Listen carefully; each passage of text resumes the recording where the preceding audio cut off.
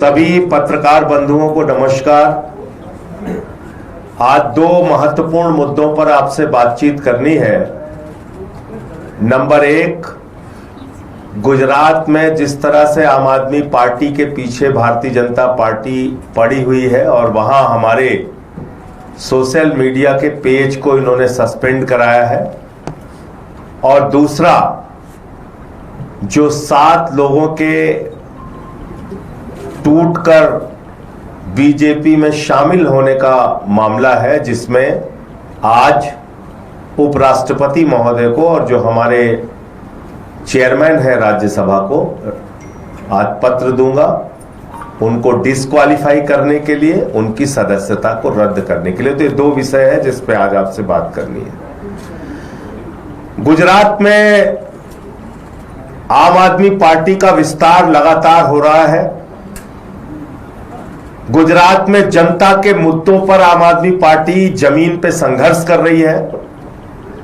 5 हमारे विधायक हैं वहां, 14% विधानसभा में हमको वोट मिला था, और हमारे कई विधायकों को पकड़ पकड़ के जेल में डाला बीजेपी ने। चैतर बसावा को जेल में डाला, 2 बार जेल में डाला, जो आदिवासी समाज के बड़े नेता है। यहां तक कि उनकी पत्नी को जेल में डाला। ईसुदान गढ़वी जो हमारे प्रदेश अध्यक्ष हैं, उनको जेल में डाला।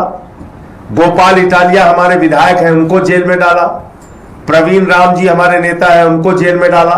ऐसे तमाम लोगों को पकड़ पकड़ के पिछले कुछ महीनों में भारतीय जनता पार्टी ने जेल में डाला, उनको प्रताड़ित किया, उनको परेशान किया, उनके ऊपर तमाम सख्ती की। फिर इन्होंने अभी जो वहां पर नगर पालिका का चुनाव हो रहा है, तालुका और जिला पंचायत का चुनाव हो रहा है, नगर निगम का चुनाव हो रहा है, इसमें बहुत सारे कैंडिडेट्स को फर्जी मुकदमे लगा के, धमका के, डरा के उनके ऊपर उनको कैंडिडेट्स ना बने, फॉर्म ना भर पाए, पार्टी की तरफ से ना खड़े हों, यह काम किया।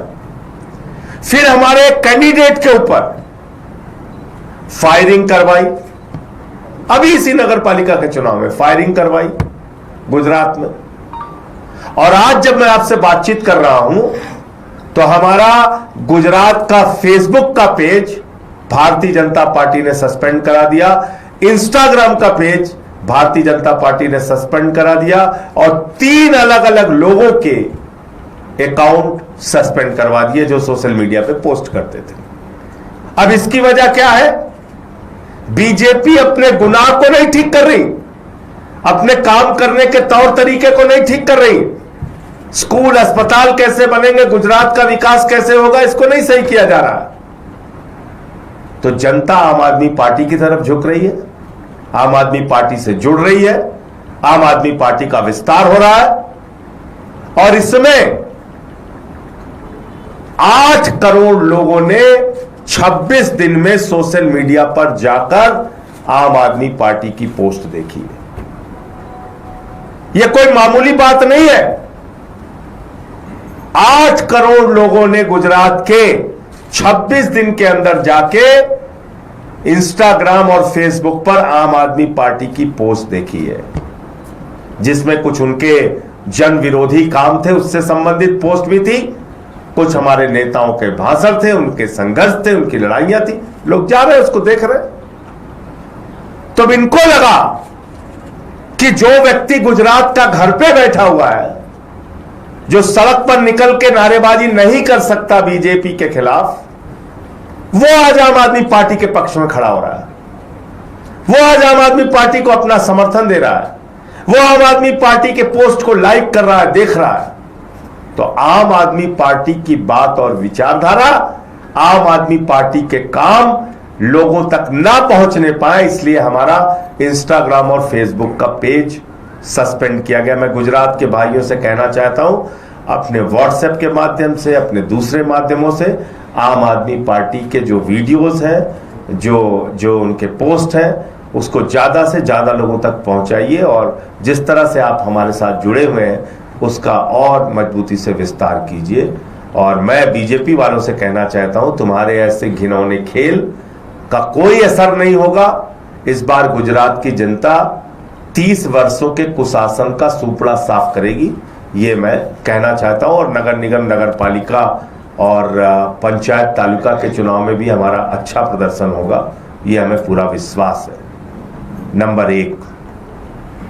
और नंबर 2, कल आपने देखा एक गैर संवैधानिक, गैर कानूनी और नियमों के विपरीत जाकर 7 लोगों ने बीजेपी में शामिल होने का ऐलान कर दिया। यह कानूनी रूप से पूरी तरह से गलत है और जो एंटी डिफेक्शन लॉ है,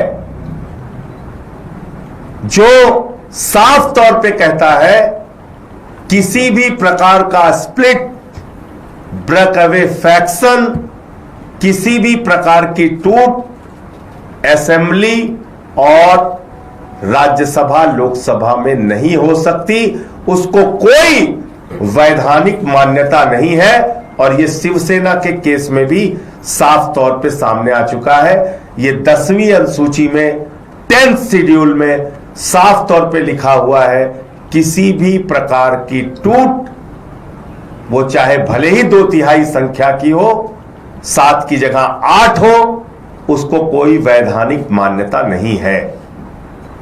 किसी भी प्रकार की वैधानिक मान्यता नहीं है। तो जो आम आदमी पार्टी के 7 राज्यसभा के सांसद टूटे हैं, ये गैर कानूनी है, गलत है, गैर संवैधानिक है और संसदीय नियमों के विपरीत है।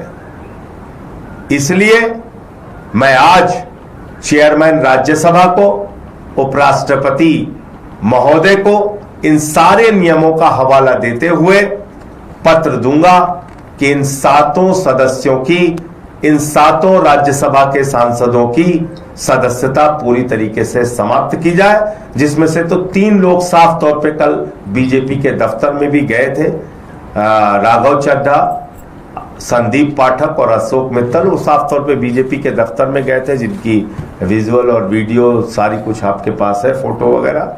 और बाकी जो 4 लोगों को लेके दावा किया जा रहा है, उन सब के खिलाफ उनकी सदस्यता को समाप्त करने के लिए आज मैं राज्यसभा के चेयरमैन साहब को, उपराष्ट्रपति महोदय को पत्र दूंगा। आपके कोई प्रश्न हो आप पूछ सकते हैं। सर, प्रवेश वर्मा के आरोपों पर क्या कहेंगे? उन्होंने एक बार फिर से आरोप लगाया। प्रवेश वर्मा के द्वारा जारी की गई सारी फोटो पूरी तरीके से फर्जी है, झूठी है, बेबुनियाद है। और इसलिए मैं प्रवेश वर्मा और जो भी टीवी चैनल ऐसी झूठी तस्वीर को अपने चैनल पर प्रचारित करता है, प्रसारित करता है और केजरीवाल जी को बदनाम करने की कोशिश करता है, उनके खिलाफ मानहानि का केस किया जाएगा, ये बिल्कुल स्पष्ट करना चाहता हूं। दूसरी बात, साफ तौर पे मैं कहना चाहता हूं, दूध का दूध, पानी का पानी हो जाएगा।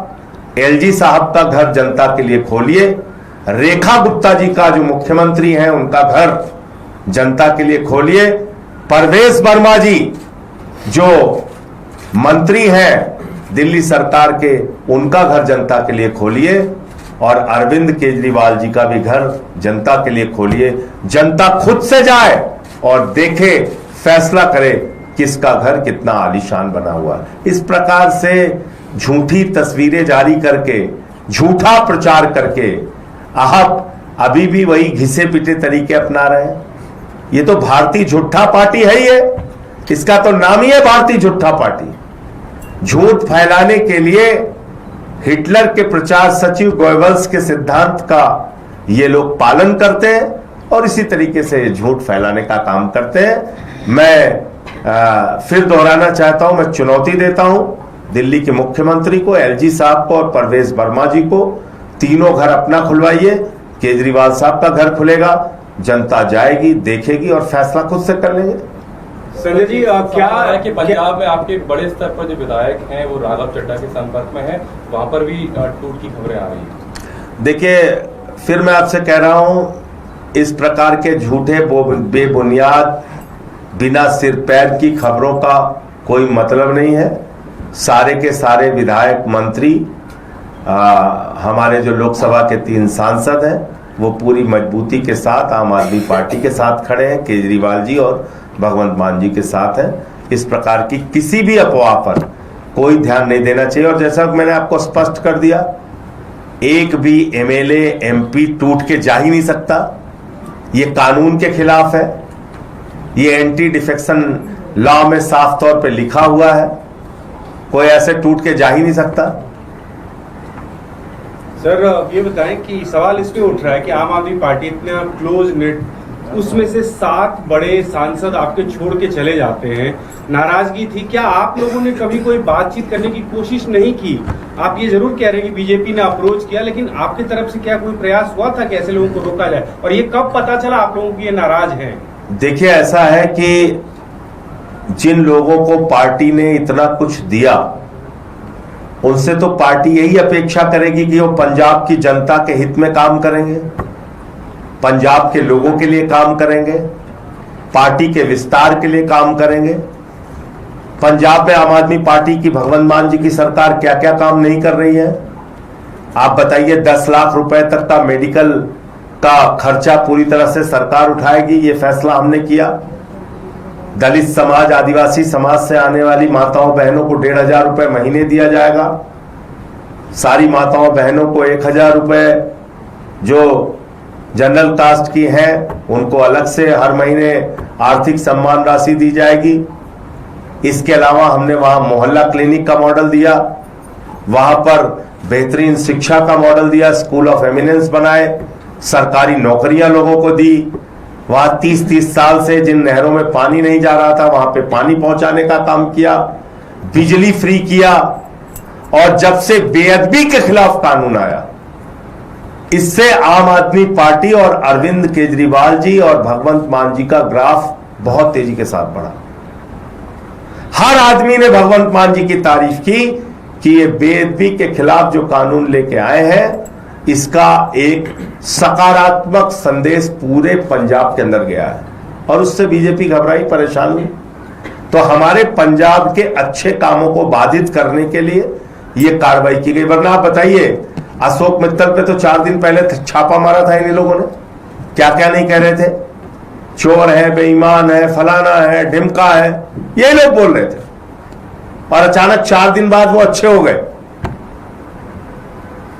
तो ये भारतीय जनता पार्टी की वॉशिंग मशीन है, वहां जो जाता है वो चाहे जितनी भी गलती किए रहे धुल के साफ हो जाता है। ये किया है। पार्टी को सर कब पता चला कि इतने सांसद छोड़ के जा सकते हैं? क्या ये अंदाजा था आप लोगों को? देखिए, जिस दिन अशोक मित्तल के घर पे ईडी का छापा पड़ा था और इतने बड़े पैमाने पर पड़ा था, उस दिन से ही आशंका थी। उसके पहले की तैयारी रही होगी तो मैं नहीं कह सकता, लेकिन उसके बाद से चीजें बहुत साफ तौर पे दिखाई दे रही थी।